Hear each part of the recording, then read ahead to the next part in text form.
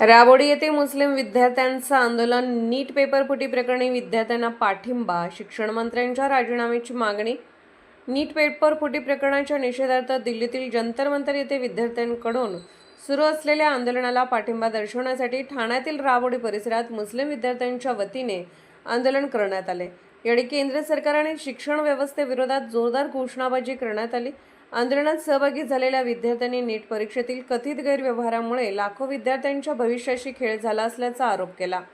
प्रामाणिकपणे अभ्यास करणाऱ्या विद्यार्थ्यांवर अन्याय झाला असून दोषींवर कठोर कारवाई करण्याची मागणी आंदोलकांनी केली। यावेळी आंदोलकांनी केंद्रीय शिक्षण मंत्री धर्मेंद्र प्रधान यांच्या राजीनाम्याची मागणी करत पेपरफुटी प्रकरणाची निष्पक्ष आणि पारदर्शक चौकशी व्हावी, तसेच भविष्यात अशा घटना पुन्हा घडू नयेत यासाठी कठोर उपाययोजना करण्याची मागणी केली। राबोडी परिसरात झालेल्या या आंदोलनात युवक, सामाजिक कार्यकर्ते आणि मुस्लिम समाजातील नागरिक मोठ्या संख्येने सहभागी झाले होते।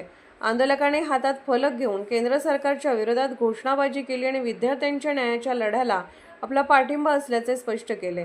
आंदोलनाच्या पार्श्वभूमीवर परिसरात कोणताही अनुचित प्रकार घडू नये यासाठी पोलिसांनी बंदोबस्त ठेवला होता। Huge deal for those students, those girls जिनके माँ बाप बोलते हैं कि ये तेरा आखिरी अटेम्प्ट है, इसके बाद में हम तेरी शादी करा देंगे। ये बहुत बड़ी डील है वो स्टूडेंट्स के लिए जिनके माँ बाप के सर पर उन्होंने इनको पढ़ाने के लिए लोन उठाया, अपनी जमीनें बेच दी, अपना सब कुछ बेच दिया सिर्फ उनके पढ़ाई के लिए, और अंत में क्या होता है, वो सुसाइड कर लेते हैं।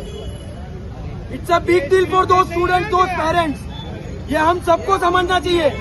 आपल्या महाराष्ट्रातला एक माणूस अभिजित दिपके जो दिल्ली जंतर मंतरला बसलाय, त्याच्या पाठिंबाशी आम्ही इथे उभे आहेत आणि सगळे स्टुडंट्स, युनियन स्टुडंट, सगळे स्टुडंट सोबत आम्ही उभे आहेत इथे। आम्ही सगळ्यांना एक विनंती करतो की धर्मेंद्र प्रधानचा इस्तीफा तुम्ही मागा, त्यांना इस्तीफा द्यायलाच पाहिजे आणि स्टुडंटला न्याय मिळालाच पाहिजे।